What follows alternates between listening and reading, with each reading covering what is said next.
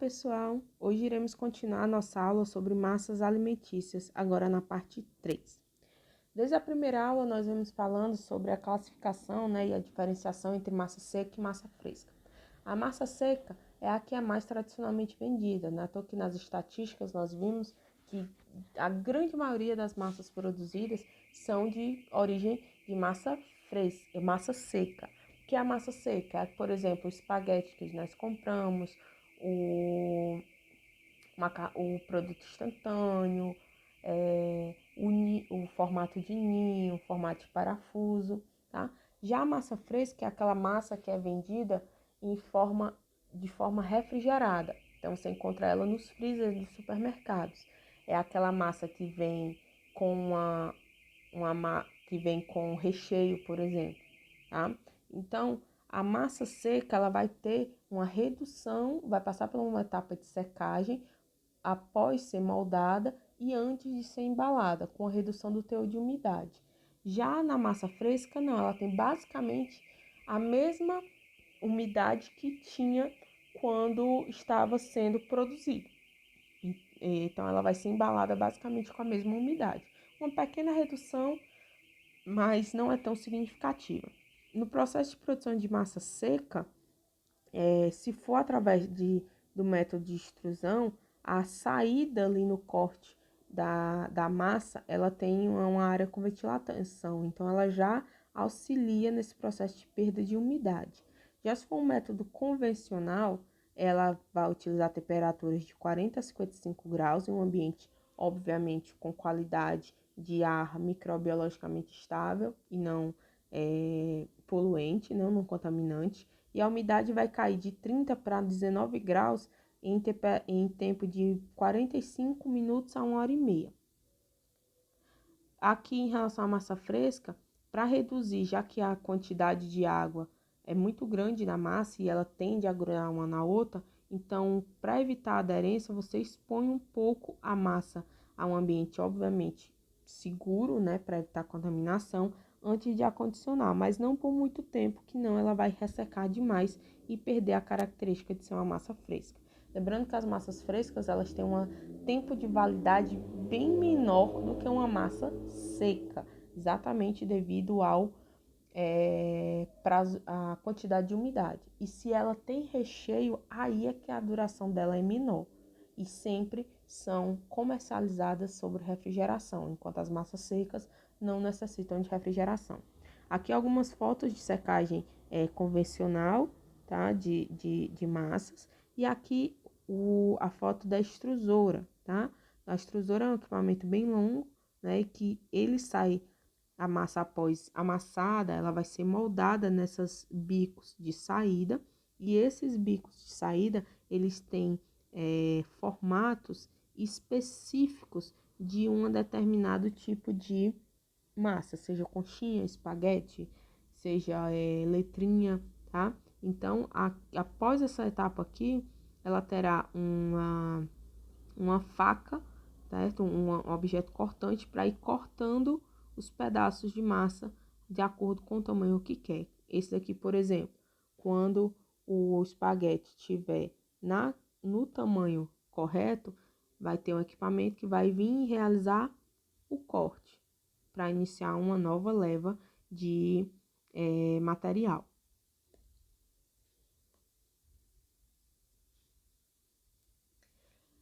O fluxograma de produção da massa recheada fresca, tá? Então, a massa fresca, ela pode ser só a massa e pode também ter recheio. A massa, depois que ela é cilindrada e formada a lâmina, ela passa pelo cilindro para formar a lâmina, uma folha de massa. Ocorre o corte em tamanho específico de forma automática ou semiautomática, automática sem a presença de manipulação humana e semiautomática com parcialmente ainda utilização de trabalho humano. É adicionado o recheio, também de forma automática ou semiautomática. Lembrando que quanto menos manipulação tiver, menor a probabilidade de uma contaminação. E também você tem um produto mais uniforme. Depois ele vai passar pelo processo de embalagem e o armazenamento tem que ser refrigerado. Algumas observações em relação ao recheio dessas massas. Elas têm que ter, obviamente, uma matéria-prima de qualidade, assim como todos os produtos alimentícios. Ela, quanto menos umidade possível tiver, quanto mais seco for o recheio, melhor, porque você evita que tenha uma proliferação microbiana e também evita que a parte da umidade passe do recheio para a massa e você tenha perda de textura, a massa fica amolecida. Eles, de preferência, previamente cozidos e a massa vai ter que ser pasteurizada antes de ser embalada, exatamente por ser uma massa muito rica nutricionalmente e por ter um alto teor de umidade, ela se torna um produto microbiologicamente instável. Então, precisa passar por um processo de pasteurização. Exemplos de recheios: carne, queijo, presunto, ricota, frango, entre outros. E também podem ser adicionados condimentos e temperos. Aqui, um pasteurizador de massa, tá? Então, ela é um pasteurizador de túnel. A massa recheada vem, entra no túnel e aqui ela vai recebendo a aplicação de calor até a temperatura desejada e pelo tempo necessário e sai do outro lado já pasteurizada para o resfriamento e embalagem. A massa de pastel em específico, tá? A massa de pastel, ela vai utilizar os mesmos equipamentos daquele processo de produção de uma massa comum pelo método de laminação. Ou seja, ela vai ser misturada, depois ela vai ser pesada, misturada, vai passar pelo processo de produção de uma lâmina de massa e depois vai fazer o corte específico. No caso de pastel, pode ser de tamanho retangular, ou pode ser os quadradinhos menores ou em formato arredondado, que está sendo uma tendência de ser vendido. Algumas diferenças existem na formulação.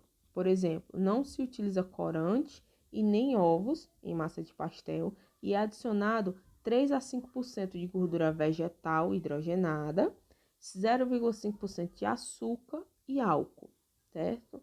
E a gordura vai ter a função de tornar menos aderente à massa e facilitar o seu manuseio, permitindo que ela seja finamente laminada. Por isso que a gente tem uma massa de pastel entre aquelas camadas de plástico, quando a gente compra industrial, bem fininho, tá? Então, é possível isso principalmente graças à gordura que é adicionada. O açúcar, ele vai fornecer uma coloração durante a fritura, lembra?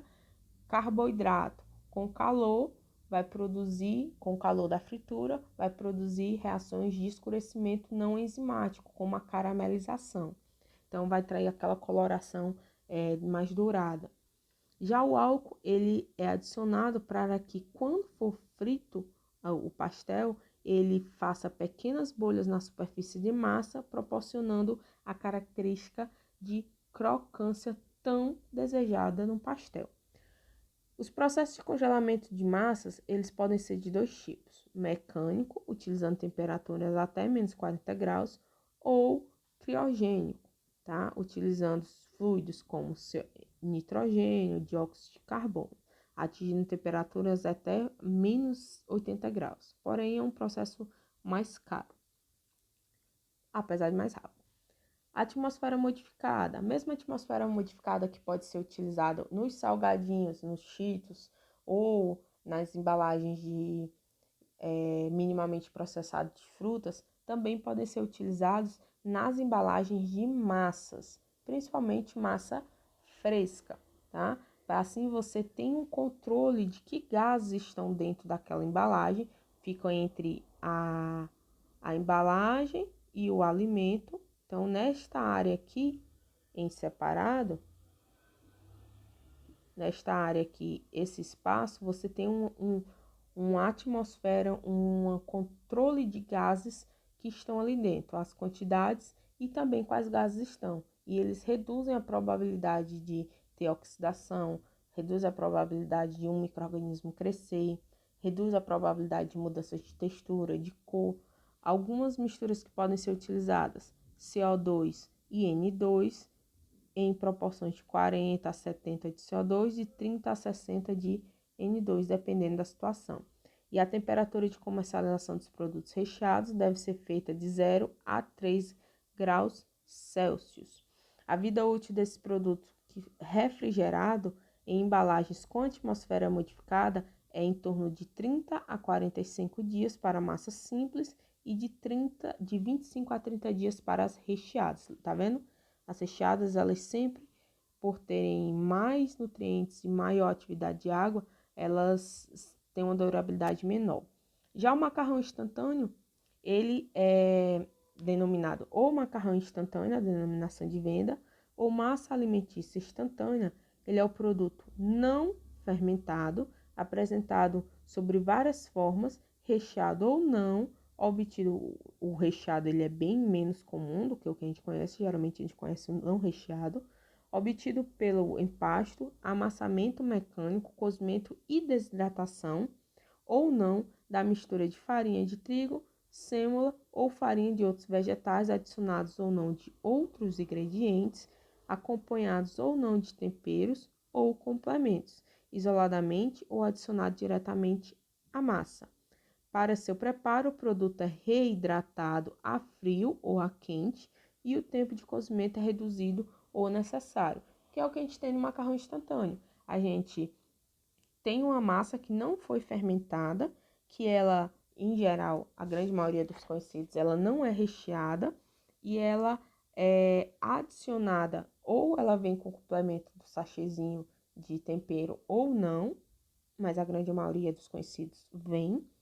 E para você utilizar esse produto, ele vai passar por um curto tempo de cozimento, tá? E ele é adicionado em água, ou seja, ele é reidratado, pois ele vai passar por um processo de secagem na fábrica, ou a frio ou a quente. Vamos ver aqui algumas etapas que diferenciam o macarrão instantâneo de um macarrão comum. O modo de preparo no macarrão, ou seja, a mistura e a moldagem, é o mesmo, desculpem, faltou um M aqui, é o mesmo das massas frescas ou secas que estão no mercado, bem como os equipamentos que são utilizados, são bem similares. A diferença básica é que é adicionado 2 etapas a mais em relação ao macarrão que não é instantâneo. Ele vai passar por um processo prévio de cozimento de aproximadamente 3 minutos, daí ser tão rápido o cozimento na casa do consumidor, e ele também vai passar pelo processo de fritura, a fritura depois do cozimento de 2 a 3 minutos, não vai ser de 10, 15, é de 2 a 3 minutos, observem isso, para que ocorra a secagem da massa. Então, durante esse processo, ele vai retirar a água da massa, por isso que ela é ressecada e não precisa de refrigeração para ser vendida. Após a fritura, o óleo é escorrido e o produto está pronto para ser embalado. Os equipamentos, né, especificamente para a etapa de cozimento, podem ser utilizados desde grandes panelas até caldeirões com vapor. Para a fritura, podem ser utilizados fritadeiras elétricas ou o processo pode ser feito em panelas de grande tamanho, claro. A escolha do equipamento vai depender do volume de produção, assim como todos os equipamentos dentro de uma fábrica de alimentos. Aqui algumas referências utilizadas. Resolva os exercícios, envie suas dúvidas e bom estudo. Tchau!